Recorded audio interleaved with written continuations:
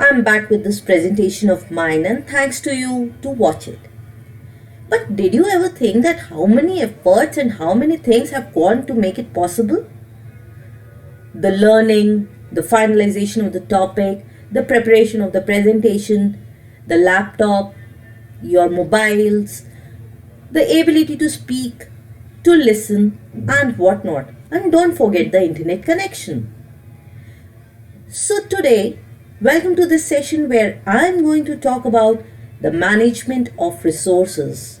That is, what all we have to do to make the things we want possible. This boy, just to study, needs a table, a computer, a pen, pencil, clothes he's wearing, the shoes. For music, you need to have the sense of music, interest in music, the jacket, coat, again.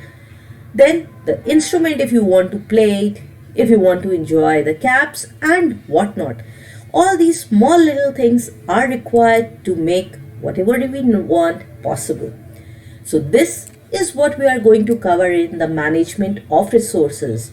We'll talk of the concept of a resource, what are the various resources we'll identify, then the classification of resources into human and non-human, and some other classifications, the characteristics of the resources, and why do you actually need to manage the resources. Finally, we'll analyze the process of management. Yes, management is a process which you need to master to make the best use of the resources. Now, these students, they are all actually thinking, what do we need to study? What do we need for music? What all is required? So, whenever we talk of what do we need, the answer will always be resources. So, resources are the things which are required every day to carry out the various activities. Think of any activity you do and you will find that to complete that activity you need many things. When you go to sleep you might think that I don't need anything now. But think again. You need a bed, you need the bedding, you need the fan, then something to wear. These are the things you haven't even realized, but without them you cannot sleep. So every activity, it requires something, and resources are anything. It could be anything which we make use of while carrying out any activity. So two things are there. Anything which is required to carry out any activity. Now, what do we need? Let's look for an answer. This boy is studying. He needs a computer, a book, fingers, table. For dancing also you need a few things. Now, try and think what all is required. Do you need knowledge? Obviously, yes. Transport if you have to go from one place to another. Interest. See, with how great interest she is playing the bongo. Then, water, air. This is something I didn't even speak of. आपने कभी सोचा even now you need air, water, food, technology and services. Without internet connection, none of this would have been possible. Skills, strength and the aptitude to do whatever you want to do. Time, very important. Make use of time. Then material goods like paper, pen, pencil. She's painting, so she needs a brush, colors and of course paper or the canvas. Money for purchasing. Very important in nowadays, money is most important. Then the building. We didn't even think of building as a resource. We live in it. The school has a building. Everywhere to stay somewhere you need a building. Then the energy to perform. So these are all the resources. Now if you relook at all these resources, you will find that they can be classified as human resources and non-human resources or the material goods. Human resources like interest, motivation, time, skill, strength, aptitude, energy and the knowledge. These are the things which are there inside you. You have to develop them but you cannot see or buy them. Then you have the non-human resources like the technology and services, money for purchasing all the things, building, transport, water, air. These are all the non-human resources. I hope that this classification is clear. Now when we talk of resources, let's delve a little deeper. All these time, energy, money, knowledge, interest, skills, these are all the resources, and resources are anything which we make use of while carrying on any activity. We have already done it, and they help us in accomplishing our goals. You are watching this probably because you want to clear an exam or you want to understand the concept of resources. We need more of certain resource for a particular activity as compared to other resources. Suppose you had regular classes, maybe you wouldn't have felt the need for all these online classes. But now when the classes are not there, online classes are very important. So depending upon the circumstances, the amount of resources which are required may change. But anything which is not used for us is a resource. For example, this bicycle. Now, when you were young, you would have rode this bicycle. Now you go to your office, you hardly have any time to cycle it. So this is no longer a resource for you. But suppose you have a son or a daughter or a younger brother, sister who can use the cycle. Well, it is a resource for them, but not for you. So only when something can be used, it is a resource. If you look at the resources given above, you will find that the resources can be classified as human resource and the non-human resource, or the material goods and human goods. Now let us see the different classification of resources. One I have already told, human resource which are there inside you. See, both the students are doing the same task, they are studying, but one of them is enjoying it, the other is not. It is something which is there in them. You cannot see it, but you can feel it. Then you have the non-human resources. You can see all of them. You can buy many of them. You can keep them. Their management is up to you.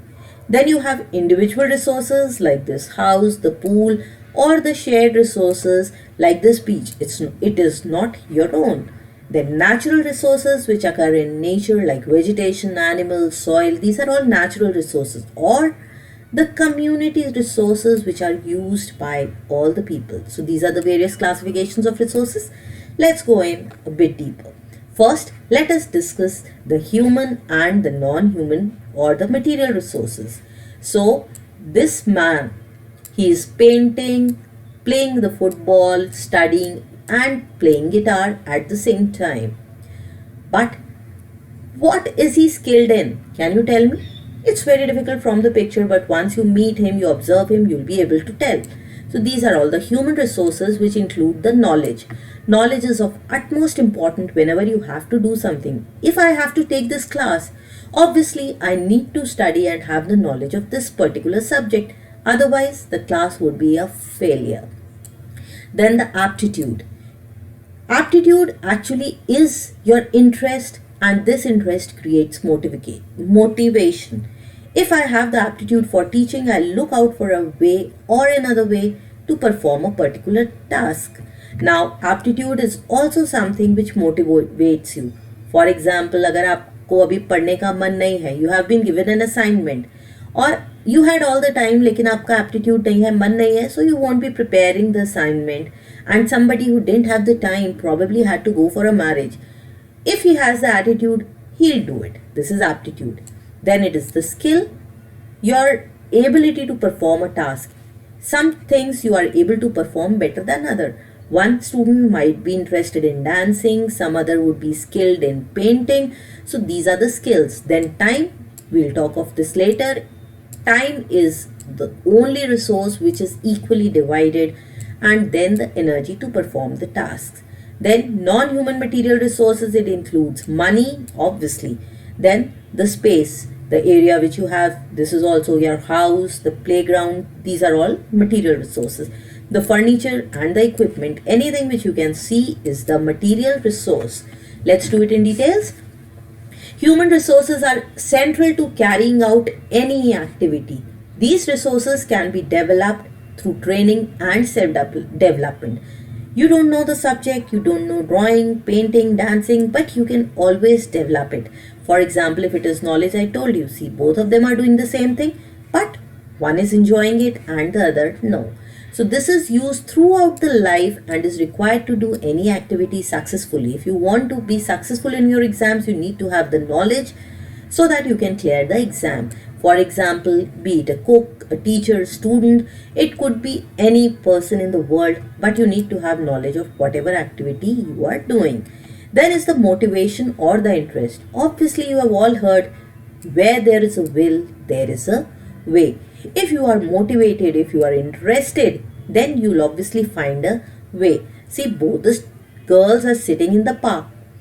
The first one is enjoying the swing, while the second one is not interested, and even though the swing might be available, she couldn't feel like going on the swing. So to accomplish any task, motivation and interest is a must. And if a student is not interested, even when you have all the facilities of the world, you have the best of the system, you have best of teachers, but still you may not finish the task.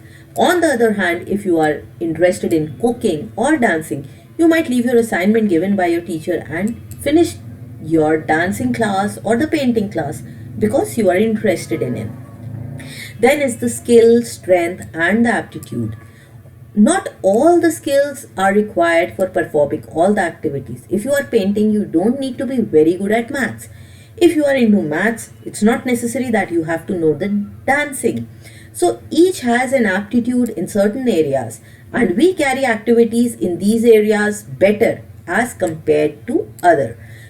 For example, if I know dancing, I'm interested in dancing, I might perform it better than others. But if I do not have the skill, but I have the interest, I can always improve upon my skills by training and learning. Then is the time. This is possibly the only resource which is available to everyone equally. But the time which is lost cannot be regained. And therefore, managing and planning time is very important. Time can be thought of in terms of 3 dimensions. The first dimension is the time when you are working. The second dimension is when you are not working. And the third one is leisure time, when you are relaxing. This is something we did in chapter 1 also. So when you are able to balance all these 3 aspects of time, then you are physically and emotionally fit, strong and intellectually alert also. So manage your time so that you don't feel like turning the clock back, because it's never going to be possible. Now, when you are using time or energy, peak periods are very important to be recognized. Remember, it is not only for time but also for energy. Peak periods are the times when you are best able to work. Some students, they study very nicely in the mornings. Some are the night students who feel like studying half of the night. Then you have to identify your peak periods and use this precious resource effectively to accomplish your goals. Whenever you feel you are best at work, use that time. Okay, then is the next one, that is energy. It is essential for sustaining individual growth and physical output. Sometimes you feel you don't have the energy to perform a task, many other times you are very fit. So energy level, it varies from the person to person. On what parameters? The first is physical fitness. If you are physically fit, generally the energy levels are high. The moment you are down, you are ill, the fitness is down. Then the medical condition. Sometimes you are depressed, and whenever you are depressed, the energy is down, you don't feel like doing anything. Then is your personality. Few people are very energetic, they are very adventurous, full of energy and like to do anything. Then in mental condition, you can also have the interest. When you are very tired, you come back home, you don't feel like doing anything, but still whenever you switch on the television, you are fresh. If your friend comes home, again you are fresh. So this is all mental condition. Age, family background, this also has a role to play in the energy levels. The elderly are less energetic than the children. Then family background, what kind of a family you have, is it a happy family or you are always struggling with each other, and the standard of living, the sources of entertainment which are available, your relaxation times, etc. And to conserve this energy, you have to use it effectively. To succeed, this energy has to be planned. You have to carefully think and plan the activity so that you can complete the task efficiently.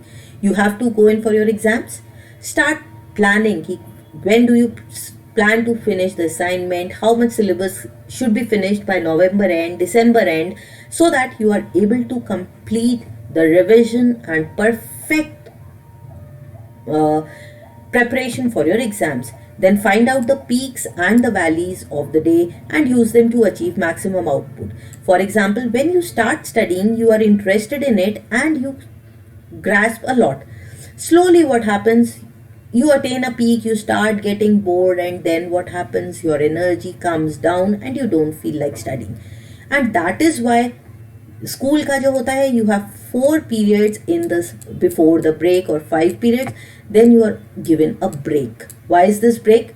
So as to reduce this valley when your energy is down, and after the break again you are able to learn faster. So you have this. Similarly, you have to plan your day and break it into micro tasks. The smaller the task, whenever you finish it, you will feel fresh. And if you have a big task, suppose in the beginning of the session you decide I have to score 90% without any small tasks, what you plan to finish in 10 days, then it's going to be very difficult having only one long task. Now next we come over to non-human resources. These are pretty simple. Money, we all require this source and it is not equally distributed. We all know it. It is also a limited resource and you can count it. Then you have to spend it judicially so that all the requirements are fulfilled. Now, when we talk of other material resources, non-human resources are tangible things or objects that exist externally of the people. जो चीज़ें हमारे बाहर हैं. It could be your stationery, your house, dining table, sofa, table. These are all the material resources. Now, they can be seen, experienced and used by people. And we require all these resources to carry out our activity. For example, space, furniture, clothes and etc. Now this next classification was individual and the shared resources. Now this house, do you think that it belongs to everybody? Obviously not. It has to be somebody's property. So these are available for individual or personal use. These can be human or non-human resources. For example, your own skill. If you are a very good painter, that is your own skill. You are a good cook, your own skill, and you can give it to somebody by teaching him, but nobody can steal it from you. So these are all the individual resources. Now non-human resources, the bags, your clothes, your house, these are all non-human resources. Then the shared resources. Now shared resources are available to many members of the community and the society. For example, the streets, this bus, the trees, the air given off by the trees, the grounds, the park, air. These are all the community resources. These are shared resources and they can be natural. For example, what I said, the trees, the jungles, or they can be community based. For example, the clubs, public hospitals, or the transports. Next is the natural and community resources. Natural, you can see the vegetation, soil, minerals, ये सारी चीजें जो हैं, these are all natural. So they are available in nature and are available to all of us. Can somebody say that soil is not available for you? So in order to protect our environment, all of us have the responsibility to use these resources judicially and conserve these resources. Now, community resources are the resources which are available to an individual because he is the member of the society. For example, it could be public schools, the government hospitals, parks. Because you are a member of the society, you are also a human being, you can always use these resources. They are generally provided by the government. For example, the government buses, hospitals, everybody can use them. These resources also can be human or non-human, and we have to use these resources optimally. The responsibility to maintain them lies with all of us. For example, roads, doctors, parks, these are all the family resources. Now lastly, before I wind it up, it's fun time. Just solve this. Now these 3 students have understood everything. Just let me know whether you have or no in the comment section. A, is it individual or shared resources? B, are these natural or community resources? And C, human or non-human resources? Pretty simple, na? Just go to the comment box and write it down. And don't forget to click on the thumbs up if you have liked it. Share it with your friends and please subscribe to the channel and press the bell icon to be aware of all the future videos on this channel. Now, in the next part, we'll talk of the different management of the resources. Till then, bye-bye.